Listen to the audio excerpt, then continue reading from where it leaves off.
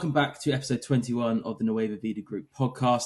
We are a privately owned real estate advisory company that supports the high net worth and the ultra high net worth community on real estate acquisitions, project management and development. And today we're joined by Jack Sands from CC Insurance Brokers. Nice to meet you, Jack. How are you? I'm good, thank you. How are you? Yeah, we're really good, thanks. Really good. We just had a lovely trip up to Scotland. We're back working now. And it's a super busy time, isn't it? Yeah, definitely. Brilliant. Jack, it'd be great just for everyone listening to have a chat about your experiences in the industry, and obviously maybe just give an insight into the company you work for and all the things that I can imagine you get up to, because it's a niche industry that you're in, and it'd be great to listen to your experiences. Yeah, perfect. Well, myself, obviously, and a senior account executive within C&C Insurance Brokers, my specialty being sports media and entertainment. Within sports media and entertainment, we also then have quite a lot of high and ultra high net worth individuals. Essentially, my remit's personalised insurance, so that can be anything ranging from house insurance, motor, career-ending injury for sports professionals, all the way to sort of your yacht and aviation insurance. The aim being that we're a one-stop shop for a client, as cliche as it sounds, one point of contact that can handle all their insurances under one roof. So it eliminates the need to either go elsewhere or have multiple points of contact that they're having to speak to throughout the duration of the year on various different insurance policies. So, yeah. I remember when we met, mate, that you explained the process, which I thought was really good, where you sort of evaluate all the different policies, and because you do have everything under one house, that single point of contact that covers all the different assets, I think that's invaluable, really. Yeah, I mean, let's be honest, insurance is one of those things where for most people, I would imagine that it sort of swings around each year, and it's that dreaded time of year where you think, oh, my insurance is due again, and you don't really want to part ways with having to pay for the premium. And the general sort of mindset of the average consumer is that sort of insurance is a bit of a con. Insurers don't like paying out, and quite often that can also be off the back of negative experiences previously. I think for us, the reality is having a good broker is key, because so long as the advice being adequate and a policy being satisfactory in providing the cover that's relevant and required, there shouldn't be any reason why a claim doesn't get paid out. And I think for us, the advice side of it and the education that the client receives is key, to be fair. And one thing that we do offer, as you just touched upon, is the free audit. So there's insurances that are compulsory within the UK in particular. Most people will tend to have them. What we offer is the free audit of any existing policy. And the reason why we do that is because it's at no cost to the client. And the reality is from that, we provide the client with a summary of what their existing cover entails, where they may have gaps in cover or shortfalls, scenarios that may lead to a claim that they may or may not potentially be covered for, just to sort of give them the peace of mind that is the policy they currently have worth the paper it's written on. Whether there's any excessive commissions or fees being charged, we see that is becoming quite apparent within the sort of industry. More often than not, we see sort of fees also not being adequately disclosed, and clients not actually truly being aware of what they're paying for. And in addition to that, where possible, and to allow us the opportunities to sort of win over a client, we'll always then put forward an alternative quote, which is either on a like-for-like basis or improving the cover, improving on the cover that's already in place, ideally to a more competitive premium. And by doing so, it brings everything together nicely, and nine times out of 10, a client sees no reason to not move over then to us. But yeah, I think with sort of the pitfalls of insurance and the way that the industry's been in recent years, there's areas that are becoming more apparent now that the average consumer isn't necessarily aware of, and it's through no fault of their own.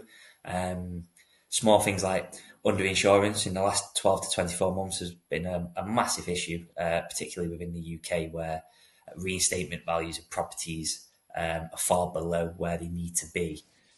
Right. And that's one topic that's quite hot on our radar at the minute, where we are pointing that out to clients, offering them a helping hand and guiding them through the process of getting desktop valuations to make sure that their sums insured are adequate and that there isn't a shortfall for them in the event of a claim. That's really interesting. Yeah. And is that because obviously values have gone up in certain areas and things like that, or values have come down? And Yeah, so it's an accumulation of reasons. You've got sort of inflation, as you can imagine, sort of labour rates, cost of raw materials increasing. You've then got sort of, as daft as it may sound, given how far on we are now, you've got things like Brexit, crises such as COVID-19, Ukraine and Russia, recent and current sort of ongoing wars and political issues. They all have a knock-on effect in some capacity to the insurance industry, and largely that does lead to sort of the in particular to the sort of housing market and the insurance industry. It leads to sums increasing, often at a quicker rate and far more accelerated than what the inflation rate would be applied. that's that. I mean, that's really interesting. So that is really important that, our clients and the wider sort of home ownership side of things, that they are aware of that, because I can imagine that could rapidly increase. I mean, look at the cost of fuel has increased massively. So if you think, if you've got to have damage at home and you've underinsured it, and not for no, you've insured it for what the value was, but the cost of repairing it has gone up significantly and things like that. That could be quite an issue. That's really Yeah, interesting. and Yeah, I very think interesting. the reality is I mean, a home is probably one of your most important assets, one of your biggest outlays probably within your lifetime, and that's where the sort of education creeps into it, and we really try to sort of drum home that the sort of independent desktop valuation that we recommend and suggest to clients, it's not a case of we're gaining from the client doing it, or we're wanting premiums to increase.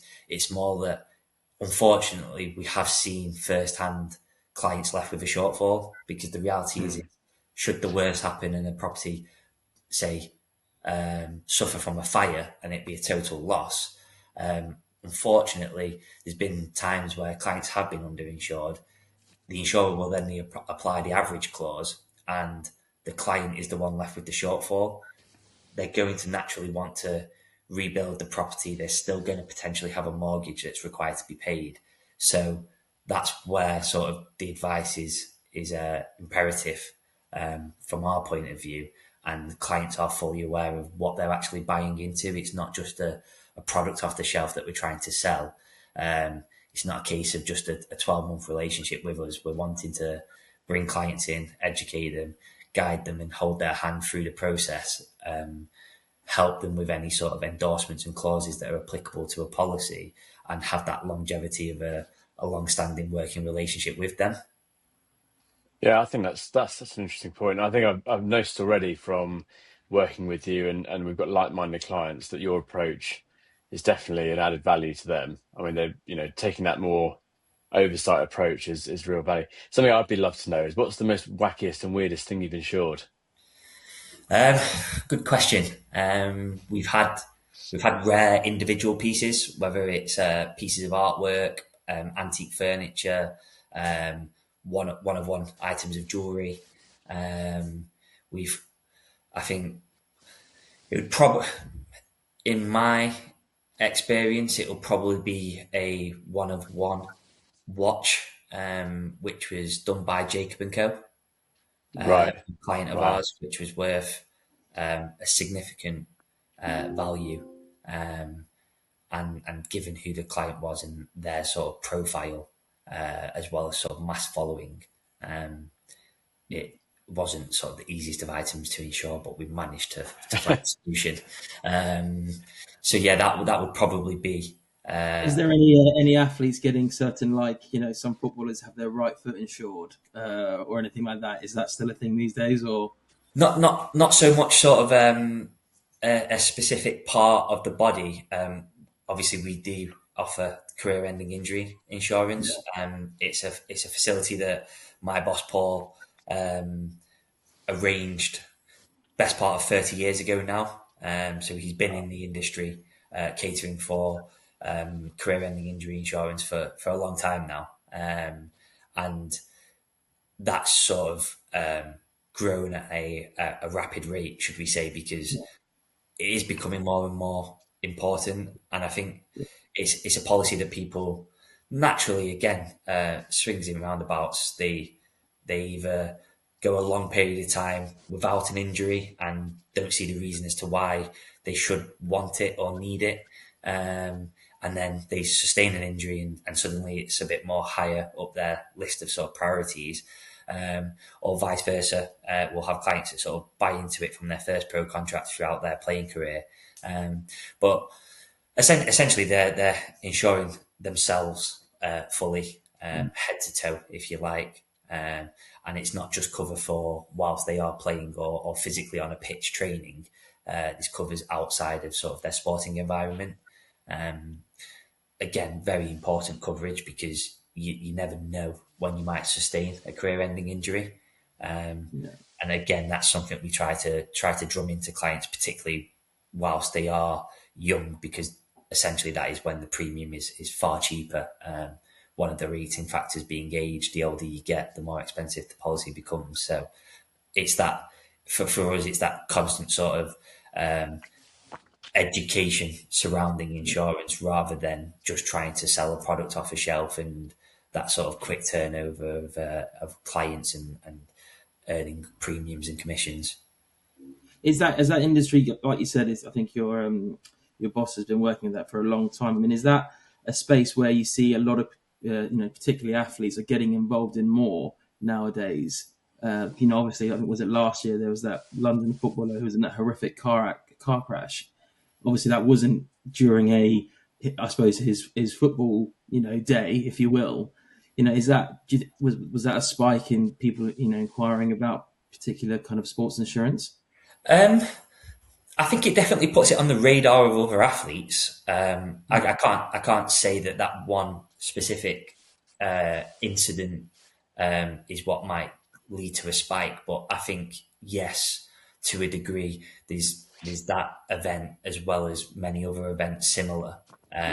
Which I suppose it's not just that, but it's like there's loads of facets which that could fall under, and I suppose it's a massively I wouldn't say it's a common experience, but maybe that is people think, oh God, maybe I should really explore getting this. It's definitely it's 100% relative, because the reality is every athlete, whether they're 17 or 30, will look at scenarios like that and think, well, I drive into training each day myself, or I'm chauffeur driven in, or I car share with teammates, and that could quite easily happen to me.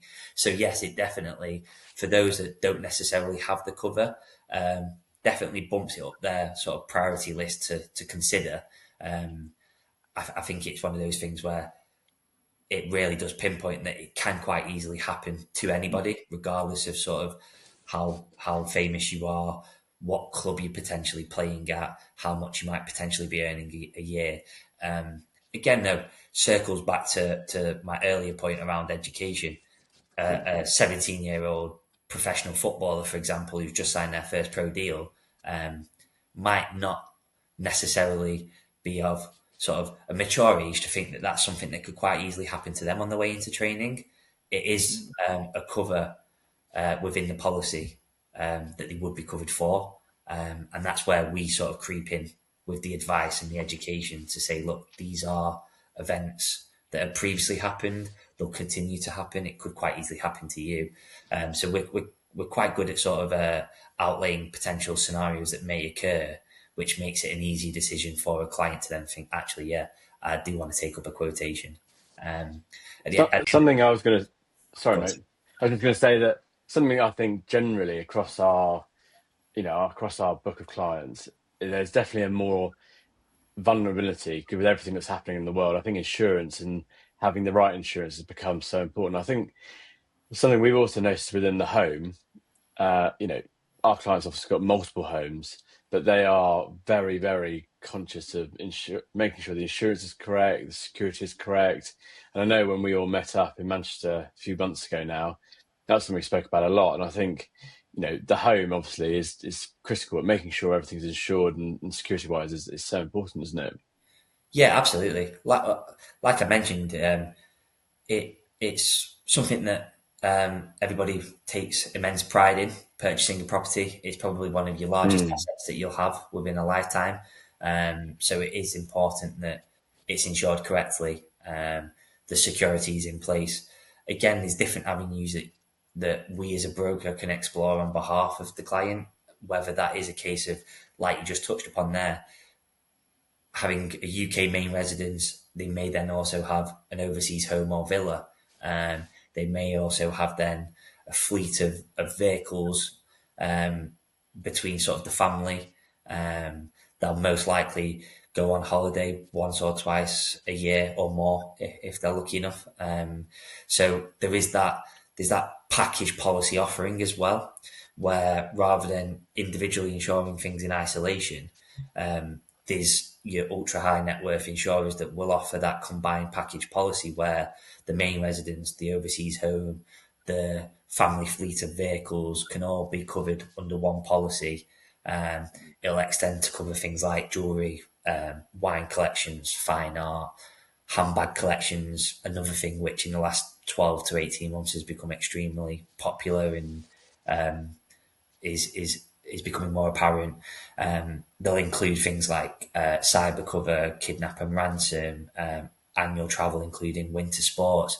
So for the sort of for the wealthier client, if you like, that falls within that high, ultra high net worth category, it is that one-stop shop policy. They don't then necessarily need their annual travel separately or through a bank account that they may have.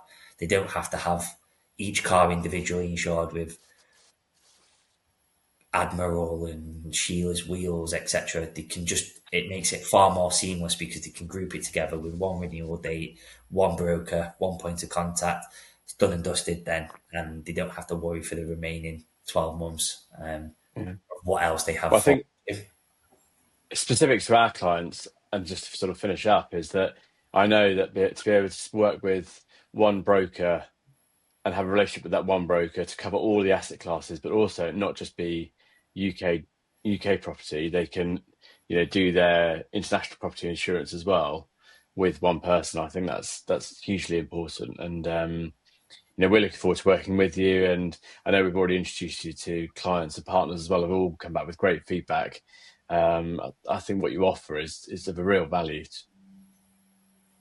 Yeah, that's great. That's great to hear. And I think that's what we sort of pride ourselves on, the service levels that a client will receive.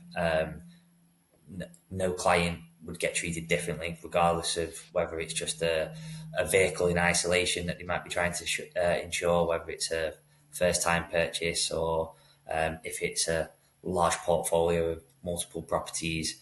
They would receive the same service levels regardless. And I think from sort of client feedback, partner feedback, introducers, it does show, and it's why obviously we have the ability to sort of cater for clients' needs and then look after them for many years. All right. Well, look, thank you very much, Jack. I think that was a really interesting podcast, and I hope people will get a lot of value out of that. We'll put your all your contact details below, websites, Instagrams, LinkedIn. So if anyone wants to have a chat with you, they can do that. But thank you much for listening, and we'll speak to you guys soon.